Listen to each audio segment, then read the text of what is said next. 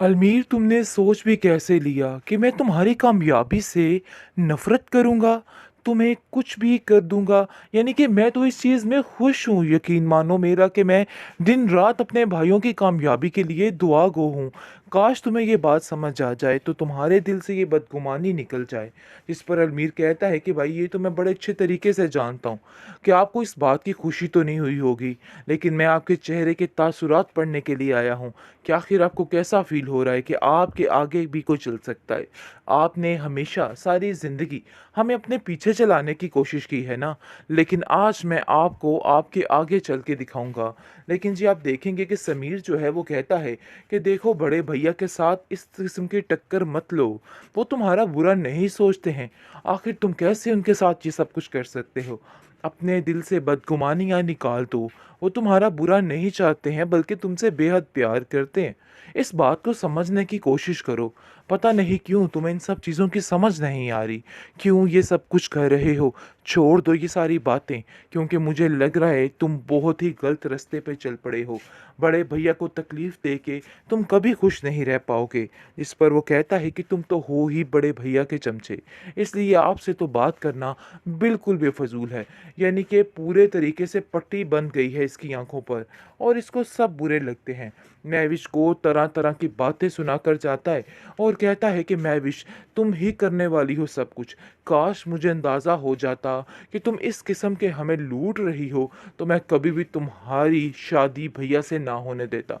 मुझे क्या पता था। मुझे तो ऐसा लगता है कि सारे फसाद की जड़ तुम ही हो, और तुम्हारे कहने पे ही ये सब कुछ हो रहा है। लेकिन मुझे अफ़सोस इस चीज़ का रहेगा कि मैंने किसी की कोई बात नहीं सुनी, बल्कि यही कहता रहा कि महविश भाभी बहुत अच्छी हैं। यकीन मानो ये सारी बातें बहुत तकलीफ़ देह हैं, लेकिन हकीकत यही है कि तुमने ही ये सब कुछ करवाया है और तुम ही अब कुछ करने वाली हो। जिस पर कबीर कहता है कि देखो देखो, महविश के बारे में इस किस्म की फ़जूल बातें मैं नहीं सुनूंगा। महविश ऐसा कुछ नहीं करी, बल्कि वो तो हमेशा मुझे पॉजिटिव रास्ते पर लेके आती है और कहती है कि नहीं, अलमीर ऐसा नहीं कर सकता। लेकिन पता नहीं क्यों आप लोगों को ऐसा लगता है कि ये सब कुछ महविश की वजह से ही हो रहा है। बार बार वानिया से हम कलम क्यों हो रही, क्या वजह है? जिस पर उसको शदीद गुस्सा आ जाता है। शक तो उसके दिल में पहले भी था, क्योंकि महविश वाले किस्से को बड़े अच्छे तरीके से जानती थी। इसलिए जी, आप देखेंगे कि खामोशी से पहले तो सारी चीज़ों को बर्दाश्त करती रही, लेकिन अब उसने साफ साफ कह दिया है शुएब को कि अगर तुमने आइंदा से ये हरकत की तो नाकाबिले बर्दाश्त हो जाएगी। सो बेहतर यही है कि उन दोनों से दूर रहा जाए। और मैं बिल्कुल भी पसंद नहीं करती कि इस घर में महविश का जिक्र हो या फिर वानिया का। इसलिए बेहतर यही है कि उनसे किनारा कशी रहो, क्योंकि मैं जानती हूँ कि तुम्हारे दिमाग में कुछ ना कुछ ऊट पटांग ज़रूर चल रहा है, जिस पर वो उसकी बातों को कड़वा कूट समझकर पी जाता है, क्योंकि अभी उसको एक मौका और चाहिए और फ़ायदा चाहता है, जिसकी वजह से खामोशी से उसकी बातों को बर्दाश्त कर लेता है।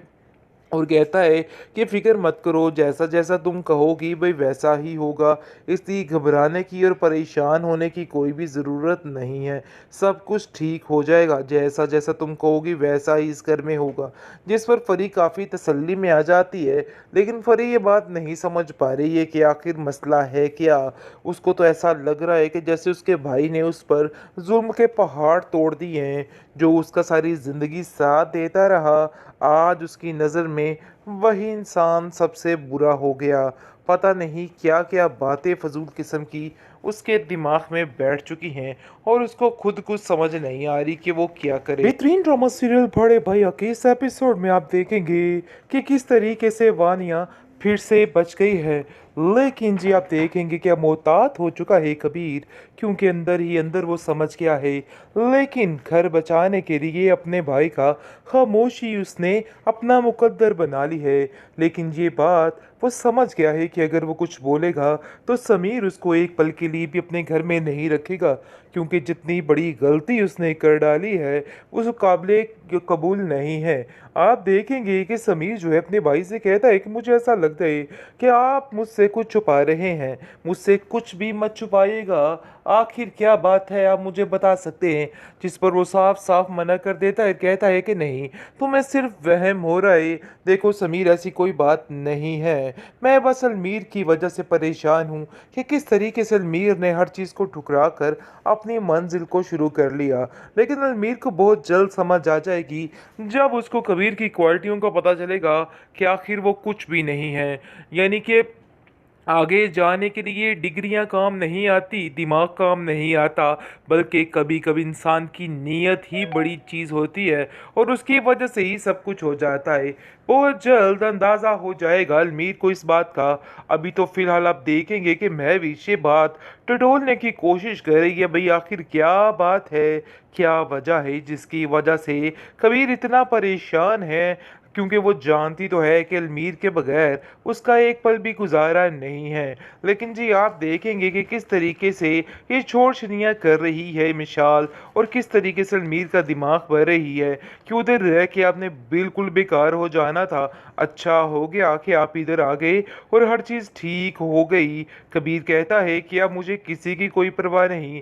बातों-बातों में काफ़ी डचके लगवाने की कोशिश कर रहा है वो वानिया को, और वानिया समझ नहीं पा रही कि आखिर क्या वजह है। लेकिन असल बात तो कबीर बड़े अच्छे तरीके से जानता है। वैसे तो कबीर को जाके घर में बात करनी चाहिए थी, ताकि ज़रा उसके भी सारे मसले ख़त्म हो जाते और उसको भी समीर से दो चार हाथ पड़ते। लेकिन जी आप देखेंगे कि एक दफ़ा फिर कबीर ने कुर्बानी दे दी और खामोशी के साथ इस चीज़ को बर्दाश्त कर लिया। दूसरी तरफ फरी जो है वो सुन लेती है कि आखिर जुएब जो है वो बार बार वानिया से हम कलम क्यों हो रही, क्या वजह है, जिस पर उसको शदीद गुस्सा आ जाता है। शक तो उसके दिल में पहले भी था, क्योंकि महविश वाले किस्से को बड़े अच्छे तरीके से जानती थी।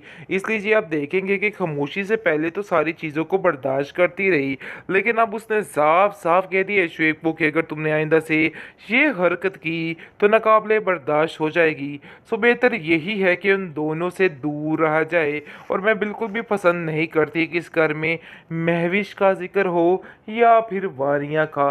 इसलिए बेहतर यही है कि उनसे किनारा कशी रहो, क्योंकि मैं जानती हूँ कि तुम्हारे दिमाग में कुछ ना कुछ ऊट पटांग ज़रूर चल रहा है, जिस पर वो उसकी बातों को कड़वा कूट समझकर पी जाता है, क्योंकि अभी उसको एक मौका और चाहिए और फ़ायदा चाहता है, जिसकी वजह से खामोशी से उसकी बातों को बर्दाश्त कर लेता है और कहता है कि फ़िक्र मत करो, जैसा जैसा तुम कहोगी भाई वैसा ही होगा।